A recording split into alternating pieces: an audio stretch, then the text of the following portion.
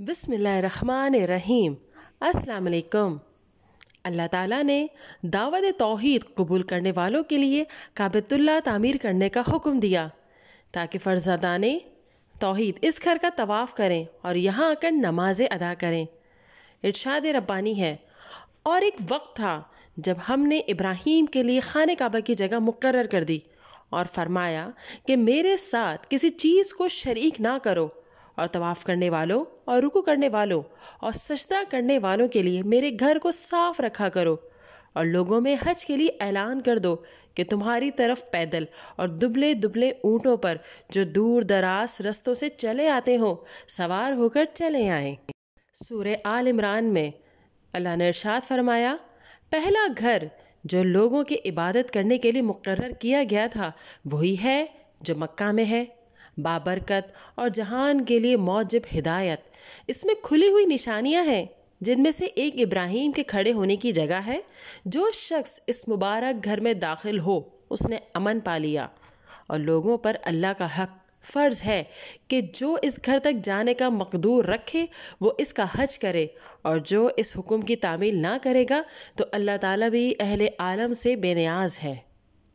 अल्लाह ताला अपने बंदे, अपने रसूल, अपने खलील और अम्बिया कराम के जद अमजद हज़रत इब्राहीम अलैहिस्सलाम के बारे में बयान फरमा रहे हैं कि इन्होंने वो कदीम घर तामीर फरमाया जो तमाम लोगों के लिए तामीर की जाने वाली पहली मस्जिद है जिसमें वो अल्लाह की इबादत कर सकते हैं।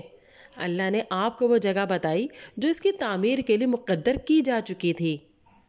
हज़रत अली बिन अबी तालिब और दीगर सहाबा कराम रज़ियल्लाहु ताला अन्हुम से रिवायत है कि आपको वही के ज़रिए से इसकी जगह से बाखबर किया गया।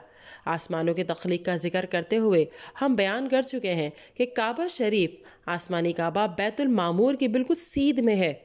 सातों आसमानों पर इस अंदाज से इबादत के मकामात एक सीध में वाक़ हैं। बाज़ उलमा ने फरमाया है कि हर आसमान में एक घर इबादत का मकाम है जिसमें उस आसमान के फरिश्ते अल्लाह ताला की इबादत करते हैं। उनके लिए उसकी वही हैसियत है जो ज़मीन वालों के लिए काबे शरीफ की है।